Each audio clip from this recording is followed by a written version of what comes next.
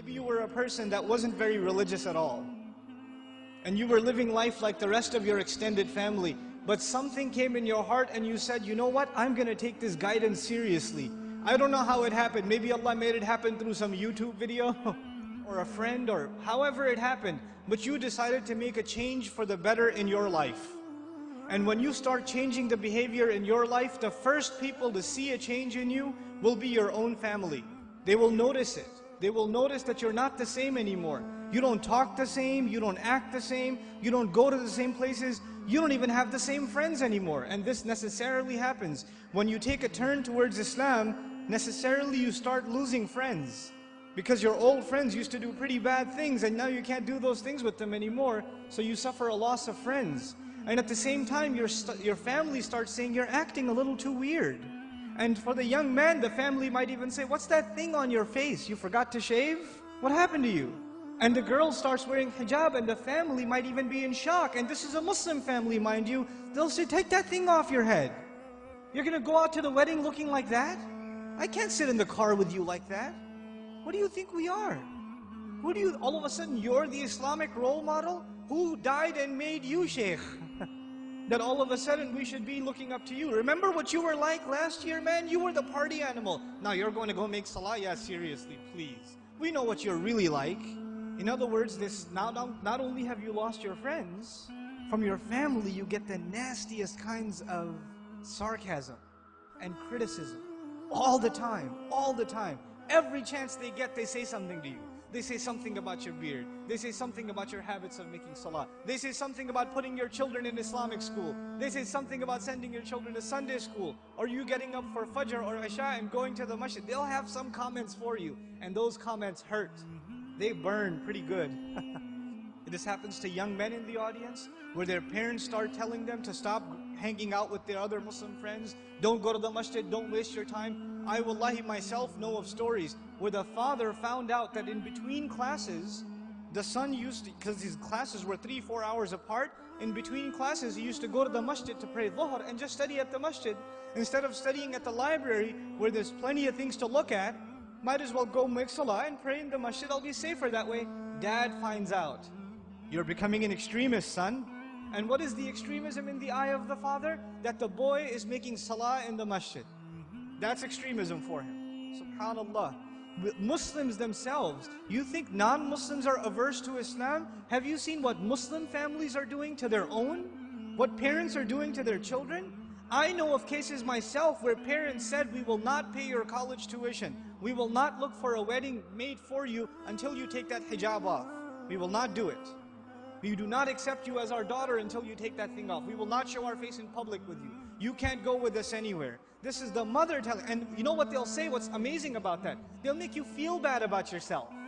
They'll tell you, what kind of daughter are you? You should be ashamed of yourself. You're embarrassing your parents. We're Muslim, but we're not Muslim. We're not that. We're not those kind of Muslims. That's not how we do things in our family. That's what they'll say. Our family is different. We don't do things like that in our family. That's those masjid people. Don't be like those masjid people. That's what they'll say. And you know what's amazing about that? If you look at a portrait of your great-grandparents from back in the day, good old great-grandpa's got a big old beard and you can't even see grandma's face. So who's being true to the family and who's an embarrassment to the family? See, this is Muslim families today. And you're in the midst of all of this. And you know what happens? Because you've made a decision to turn towards Islam, if an enemy of Islam came to you and said, abandon your religion, you'd say, oh yeah? I'm going to be even more committed. You would become energized in your zeal for the religion when the enemy attacks Islam. We'd get even more fired up. Muslims get fired up in the craziest of ways. Somebody draws a cartoon about the Messenger Sallallahu, and Muslims go crazy and they'll burn some other guy's car up or break somebody else's because they're really angry. But we get fired up when something happens, something questions the dignity of our religion, even if it makes sense or doesn't make sense.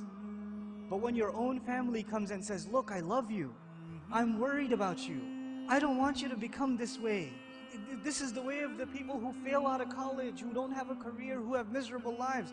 I don't want you to fall into this extreme. Somebody is putting you under their influence, you need to get away from them. They see stuff on TV and they become paranoid. And you're in the middle of all of this. And it becomes hard to hold on to your religion in the middle of all of this. It becomes hard.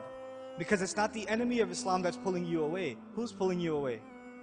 Your own family, your own parents, your own husband, your own wife, your own brother, your own cousins, your own in-laws.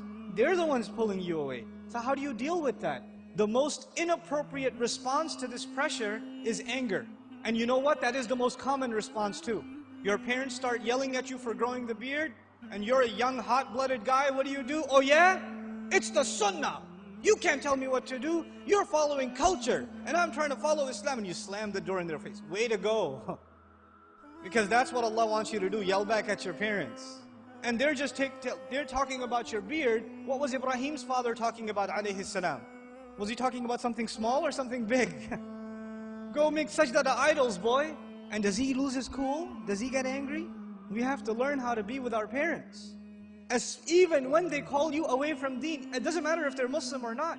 وَإِن جَاهَدَاكَ عَلَىٰ أَن تُشْرِكَ بِي مَا لَيْسَ لَكَ بِهِ عِلْمٌ فَلَا تُطِعْهُمَا وَصَاحِبْهُمَا فِي الدُّنْيَا مَعْرُوفًا وَاتَّبِعْ سَبِيلَ مَنْ أَنَابَ إِلَيَّ ثُمَّ إِلَيَّ مَرْجِعُكُمْ فَأُنَبِّئُكُمْ بِمَا كُنْتُمْ تَعْمَلُونَ. Allah Azza wa Jal tells us, if they struggle against you to make you follow what they themselves have no knowledge of, don't obey them, while at the same time accompanying them in the most dignified fashion. Obeying them is separate, respecting them is separate. Just because you didn't obey them for the sake of Allah, when it came to matters of halal and haram, or when it came to matter of iman and shirk, or kufr, just because you didn't obey them does not give you the right to get angry at them. You can't.